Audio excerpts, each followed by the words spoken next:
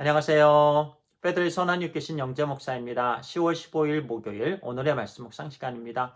오늘 우리에게 주신 말씀은요. 열왕기상 21장입니다. 2절을 읽고 말씀을 나누겠습니다. 아합이 나봇에게 말하여 이르되 내 포도원이 내 왕궁 곁에 가까이 있으니 내게 주어 채소밭을 삼게 하라. 내가 그 대신에 그보다 더 아름다운 포도원을 내게 줄 것이요 만일 내가 좋게 여기면 그 값을 돈으로 내게 주리라. 네, 오늘의 말씀의 제목은요, 탐심을 버리자입니다. 오늘 말씀의 깊은 이해를 위해서 어제 주신 말씀 먼저 잠깐 드리도록 하겠습니다. 이스라엘 군대가요, 베나닷이 이끄는 아람 군대를 두 번씩이나 승리를 했습니다. 온전히 하나님께서 승리케 해 주셨지요. 아람 왕 베나닷이 항복을 하고 이제 목숨을 구걸하면서 몇 가지 제안을 했는데요. 그 중에서 그 전에 빼앗았던 모든 성읍들을 이제 돌려주겠다.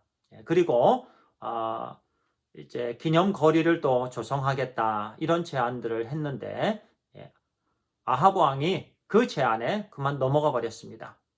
하나님의 뜻은 계속해서 아람에 대한 멸절이었습니다. 근데 아합 왕은요, 그 하나님의 뜻을 저버리고 자기의 소견에 오를 대로 그냥 해버린 거예요. 아람에 대한 멸절을 하지 않고 베나닷을 멸절하지 않고 놓아주었습니다. 그래서 하나님께서 하나님의 사람을 통해서 심판의 메시지를 42절에 이렇게 주셨습니다.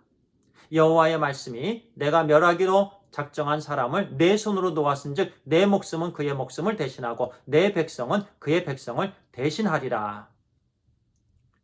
큰 심판의 메시지였습니다. 아람 왕 대신에 아합 왕이 목숨을 대신해야 되고 아람 백성 대신에 이스라엘 백성들이 대신했어야 된다. 대신해야 된다. 이와 같은 심판의 메시지를 듣고 아합 왕은요 두려워했습니다.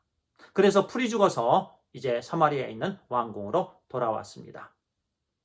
그리고 오늘 말씀이 시작이 되는 거예요.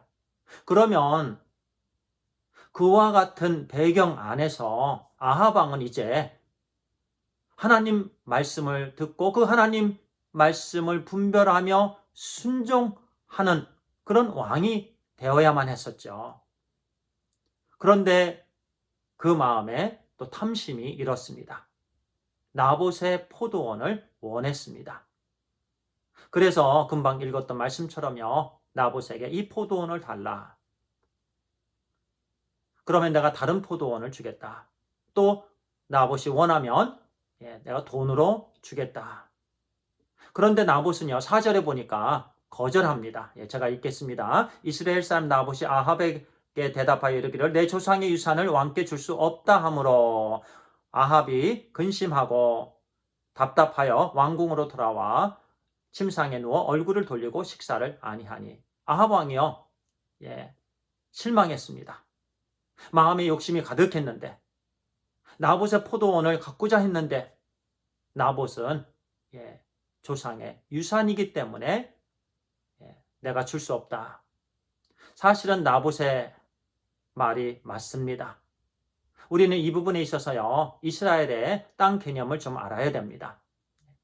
이스라엘의 땅은요. 결코 개인에게 속한 것이 아니었습니다. 하나님의 은혜로 얻게 된 그 땅을요. 여호수아가 제비를 뽑아서 12지파에게 나누어 주었습니다. 거기에는 온전한 하나님의 뜻이 있으셨고요. 그리고 그 땅이 지파에 속한 땅인 거예요. 개인에 속한 땅이 아니었습니다. 그리고 더 나아가서는 하나님께 속한 땅이었습니다. 물론 이스라엘의 모든 땅뿐만이 아니라 우주 만물의 주인은 우리 하나님이십니다. 특별히 12지파에 속한 그 모든 땅은요. 개인에게 속한 것이 아니었고 지파에게 속한 것이었다. 그렇기 때문에요. 나봇이 거절한 거예요. 그리고 매 7년마다 주인에게 돌려주었어야만 했습니다. 왜냐하면 이걸 사고 팔고 하면은 지파의 개념이 무너지기 때문에 하나님께서 사고 파는 것을 금지했습니다. 아합 왕이 그것을 알았을 텐데 그렇게 제안을 한 거예요. 나봇은 하나님 말씀에 의거해서 거절을 했던 거고요. 그런데 이세벨이 그것을 알고 원로들을 조정을 해서 나봇을 죽게 했습니다. 그리고 그 포도원을 빼앗아 버렸죠. 그래서 하나님께서 또 심판의 메시지를 또 주셨습니다. 근데 그 메시지를 듣고 아합 왕은 또 겸비했죠. 그래서 그의 때에 그 심판을 하나님께서 조금 미루시고 그 다음 아들 때에 하나님께서 이제 또 하시게 됩니다. 하나님의 또 말씀은 반드시 또 성취가 되는 것을 우리가 볼 수가 있어요. 이 말씀을 배경으로 해서요, 오늘 우리에게 주신 말씀은요, 탐심을 버리자입니다. 하나님께서 우리에게 사실은 분에 넘치는 은혜를 주셨습니다.